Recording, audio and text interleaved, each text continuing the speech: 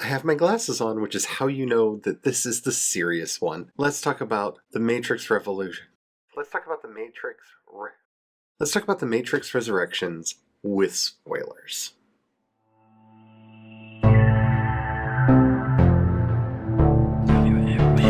Something to say. Hello everyone and welcome to my channel, or welcome back for the very...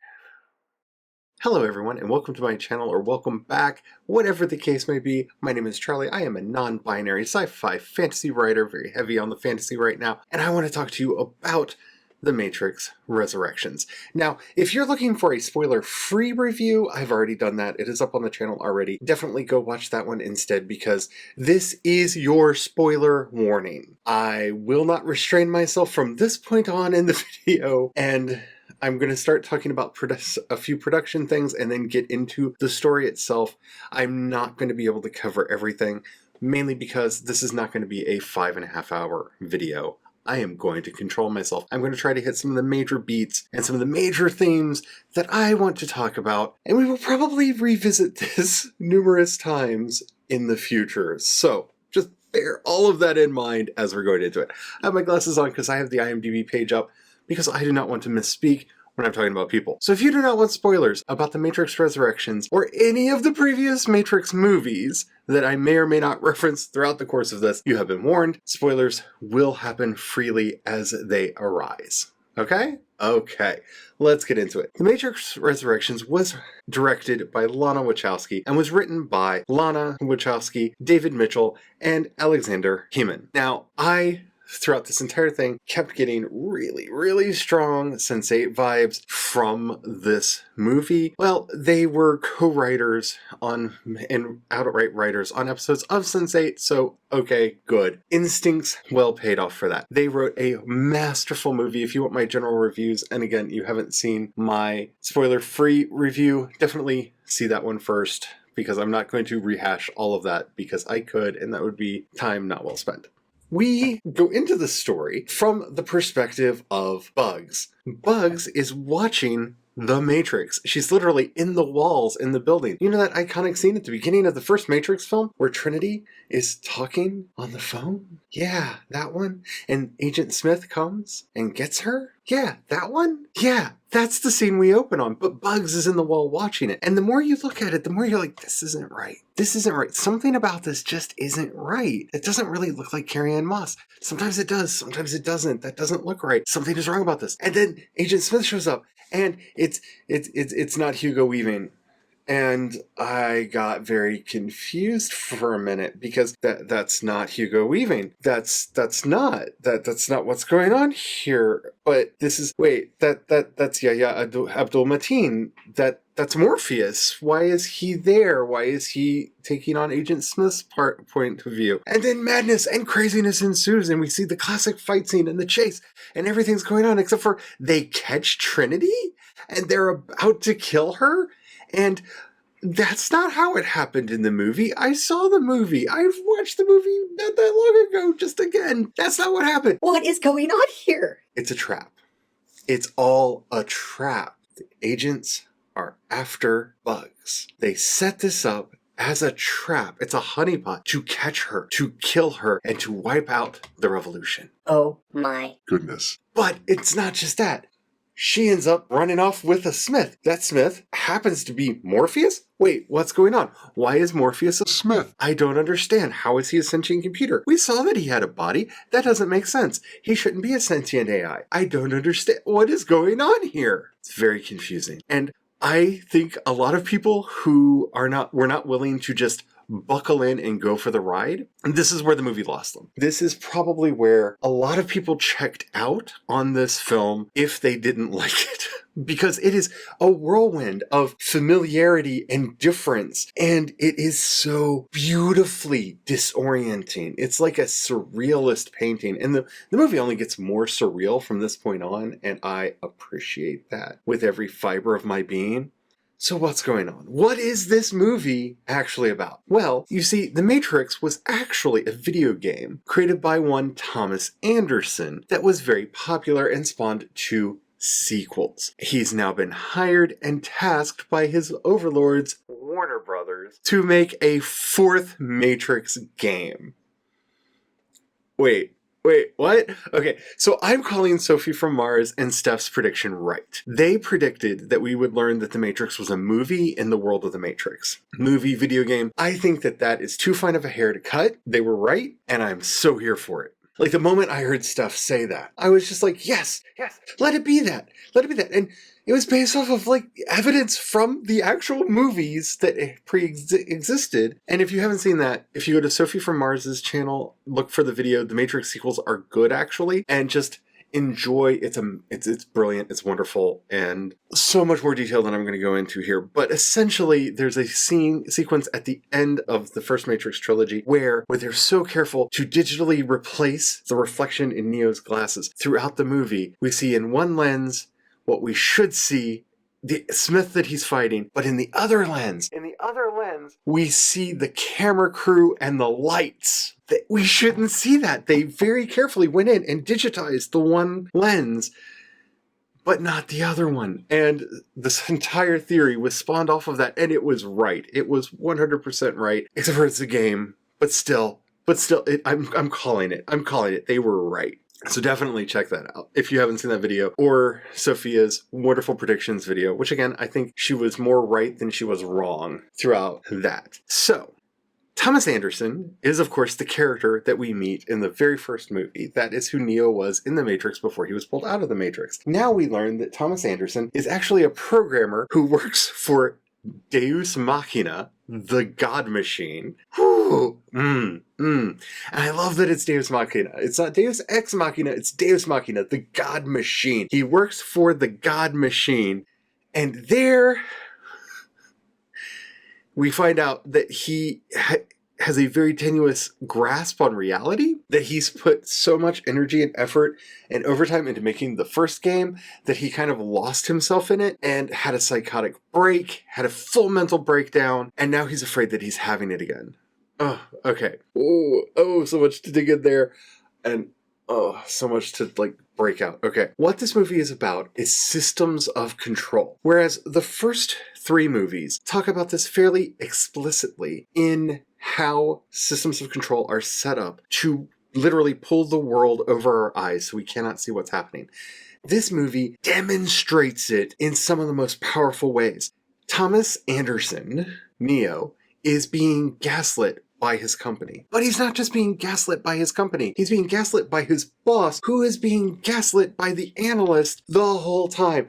Oh man, the moment where I realized, oh no, Neil Patrick Harris is actually the villain in The Matrix. Ah! Okay. Let's pull it back together. A little bit of control. We're fine. It's fine. Everything's fine. Okay, so the amount of discussion in here about systems of control and how control works is so what we need right now. Like, this is the movie of our time. Just like the first Matrix was when it came out and the sequels when they came out, this movie is addressing the problems that we have now. The Analyst discovered the flaw in the previous Matrix, whereas the first Matrix, everything was perfect, so nobody bought it. The architect that we meet in the last trilogy realized that people just needed routine. They just needed things to be just crappy enough that they didn't doubt that it was real, but not too good, that they needed struggle, they needed pain, or they would come to doubt everything. See, the Analyst, though, sees through all of this. He gets to the place that David Hume was at centuries ago that people want to deny. Reason does not control passions. Reason is the slave of passions. If we do this right, our passions enslave our reasons to show us the best way to get to what we want. And that's what he figures out. It's emotions. It's stories. Nobody wants to know the truth. The worse you treat people, the more they're willing to retreat into crazier and crazier conspiracy theories so that you can control them and get the outcome from them that you want. This is everything that so many people have been screaming from the rooftop, demonstrated through this movie in such a beautiful way, and hopefully people will hear it and wake up. But, of course, the Analyst is also right. At the very end of the movie, after he has been defeated, the Analyst says to Neo and Trinity, no, they're not going to join you in this revolution. The sheeple. As he calls them. They don't want freedom.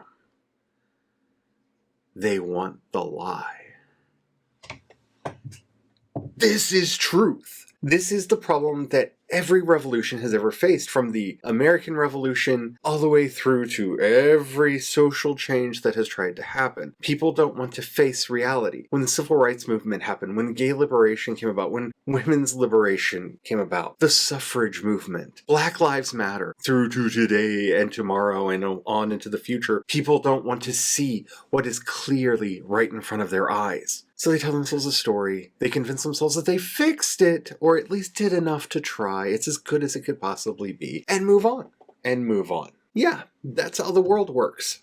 And it's beautiful to see it spelled out in this movie in the way that it is. Because it is not just preached at you the way a lot of films would normally do it. It is demonstrated through the narrative. It is demonstrated through the story. This binary way of thinking that both Neo and Trinity have taken one side of, and Agent Smith took the other side of. The Analyst took a third side. This is how he was able to control all of them. He saw that this was a spectrum between full control and full liberation. You don't have to pick one side or the other. You can do something else, and in doing that, you get true control and true mastery. This also is how Trinity frees herself and also becomes the one. That moment where she just hangs in the air, holding Neo, and Neo looks up at her and says, "This isn't me. I didn't do this. Did you do this?"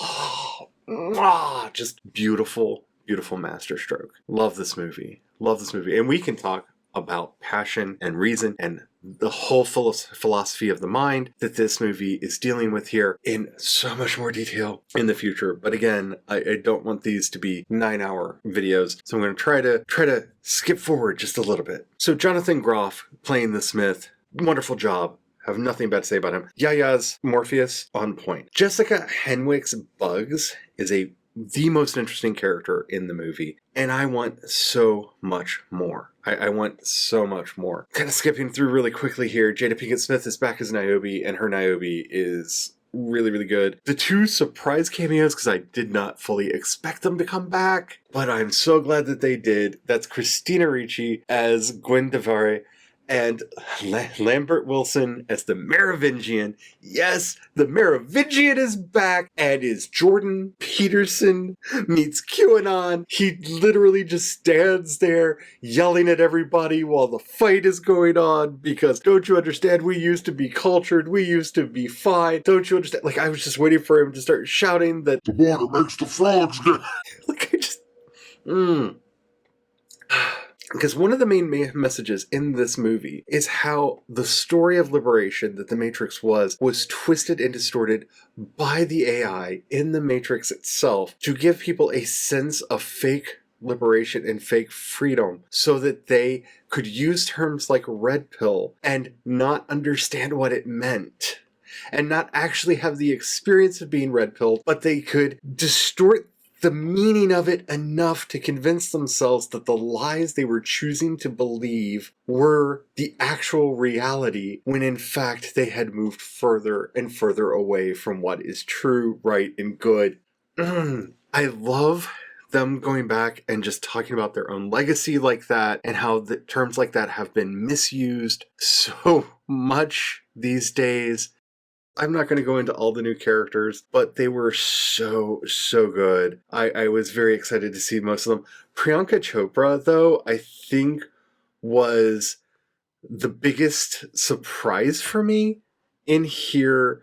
Because one, I did and did not expect her to be who she was, but to have her be the daughter of the AI that Neo helped escape in the previous movies, and getting more of that backstory and how that affected everything, and have all the narrative tie in the way it did, really made me happy in very profound ways. Like, it touched me down to my soul seeing them actually connecting this into the previous stories and how the previous stories happened. I think if they do continue on, if we do get more movies, what we are heading towards is a full scale war between the machines and the machines, the humans and the humans, and the machines and the humans. I think it's going to break out into full scale war. And if this movie is honest to itself, I don't know.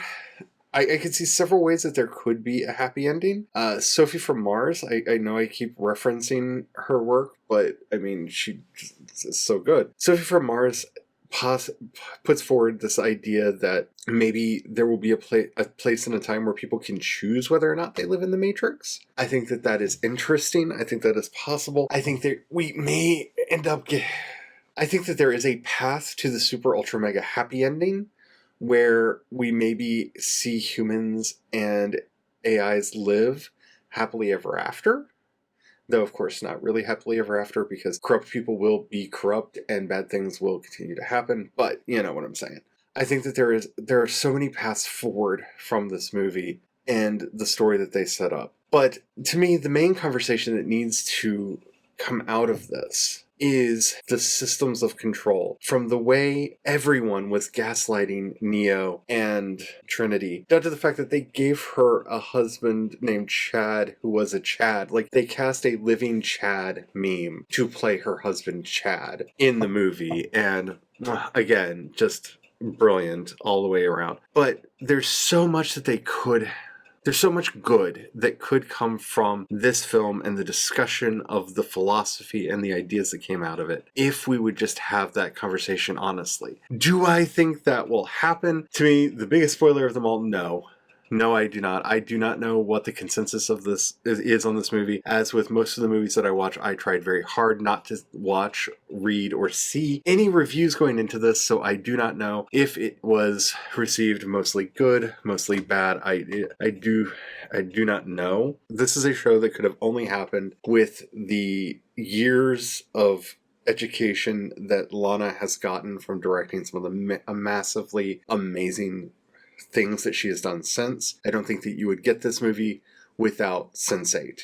I can see the DNA of the things that she learned how to do in Sense8 in this. Actually, 2 of the actors from Sense8 are in this, at least 2. It's really, really good. It hit on all the cylinders. It hit everything that I wanted it to. Okay, I'm sorry. Last thing on this, I promise, but the Chad, who's played by a Chad, who is a Chad, is actually a Chad.